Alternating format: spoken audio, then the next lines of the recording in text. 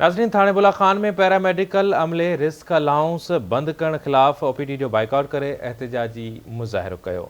तफ़सील शहबाज उमरानी जी हिन रिपोर्ट में।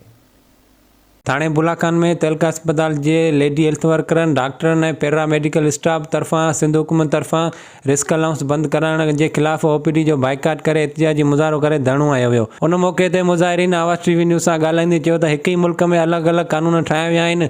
मुल्क के ॿियनि समूरनि सूबनि में रिस्क अलाउंस ॾिनो पियो वञे, पर सिंध हुकूमत पंहिंजा कानून ठाहे असां सां नाइंसाफ़ी करे असांजो जेको रिस्क अलाउंस आहे उहो बंदि कयो आहे। ही तो कोविड जो रिस्क अलाउंस आहे कोन, ही तो रिस्क अलाउंस आहे ओवरऑल ऑल डिजीज़ जो।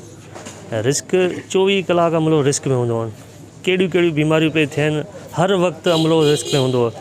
हिते असां ते टीबी जा मरीज़ हूंदा आहिनि, उहे बि ॿियूं बि कंटेजियस डिजीज़ हूंदियूं आहिनि, उन में 24 कलाक रिस्क में हूंदा आहिनि। उन जे बावजूद बि असांजो रिस्क अलाउंस बंदि कयो वियो, जेको मुंहिंजे नज़र में गैर मुनासिब है। ऐं असां जेके हेल्थ वारा डिपार्टमेंट जेके बि मुलाज़िम आहियूं सभु एहतिजाज करे रहिया आहियूं, इन करे त असांजो रिस्क अलाउंस बहाल कयो वञे। अहिड़ी कोरोना अलाउंस कोन्हो, हेल्थ रिस्क अलाउंस हो, जंहिंमें मुख़्तलिफ़ बीमारियूं अचनि थियूं, जंहिंमें कॉमन असां वटि पाकिस्तान में हींअर TB, hepatitis, upper respiratory infection जेके बि उन इलाही डिज़ीज़ जेके ट्रांसमिट थियनि थियूं।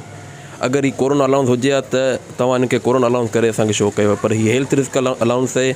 बराए महिरबानी ॿियनि सूबनि वांगुरु ऐं सिंध जे कुझु अस्पतालनि में ही अलाउंस मिले पियो, त असांजी इल्तिजा इहा आहे त सिंध गवर्नमेंट खे त ही अलाउंस असांजो परमनेंट कयो वञे। जीअं त असांजो रिस्क अलाउंस बंदि कयो वियो आहे, असां मैडम हज़रा पे चुके असां अर्ज़ु था करियूं त महिरबानी करे असांजा जेको असां रिस्क अलाउंस बहाल कयो वञे, असां ग़रीबनि ते रहम कयो वञे।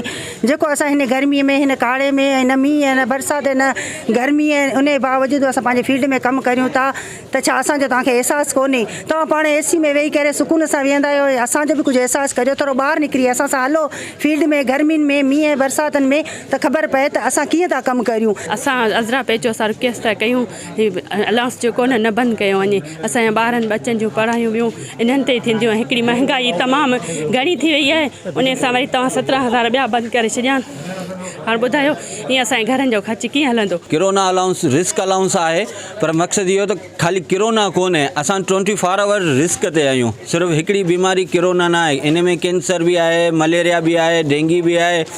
उन में असां 24 कलाक doctor, paramedical, LHV, health worker सभु असां इन खे मुंहुं ॾेई रहिया आहियूं। महिरबानी करे असां हेल्थ वर्करनि जो इहो मुतालबो मञियो वञे। हेल्थ वर्कर ऐं स्टाफ जा जेके बि ॿिया बि डॉक्टर आहिनि, वैक्सीनेटर आहिनि। कैमरा टीम सां गॾु शहबाज उमरानी, आवाज़ टीवी न्यूज़, थाणो बुला खान।